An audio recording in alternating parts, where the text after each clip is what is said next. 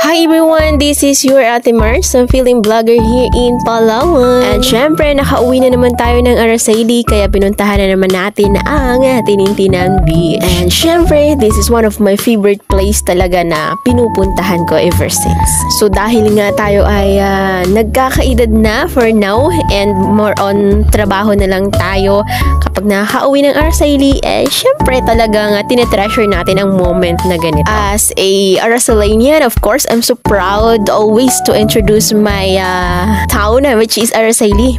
Napakaganda talaga ng mga beaches dito sa amin. And of course, puntahan nyo na para makita nyo kung gaano kaganda talaga. Hi everyone! So for today's video, here tayo sa Tinintinan. At syempre, pinuntahan natin ang baybayin ng Tinintinan, Araceli, Palawan, na kung saan ay talaga namang napakaganda ng tanawin and ma-refresh talaga yung inyong mind, of course. So syempre, pag Kitagol is ating mga probinsya, di ba, ang talaga namang napakagandang tanawin. Syempre, kapag nasa dagat kita. So, impasyaran natin dadi ang dagat digi sa Tinintinan, Araceli, Palawan, which is talaga namang grabe. As iyan na talagang it look like paradise. Yeah. And syempre, dito kita sa Chica Beach, ang isa sa mga sikat na beach digi sa Tinintinan, digi sa Araceli, na kung sa din ay maraming mga foreigner ang aga dayo or aga parakon. Syempre, may dagat na matingkutingin. And syempre, matingluraan ang accommodation and ipapakita ko kanindo ang sulod. Kasi may mga duyan-duyan. Syempre, bisitaw natin. So, tara.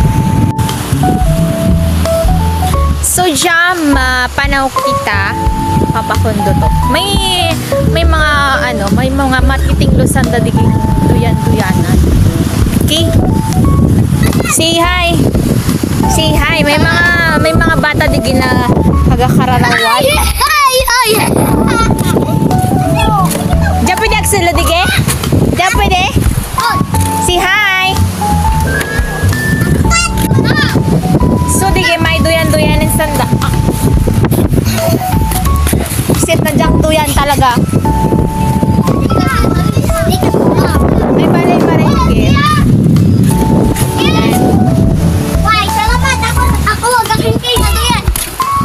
Tapos, dige, mapashare kita dige sa may pa-heart-heart.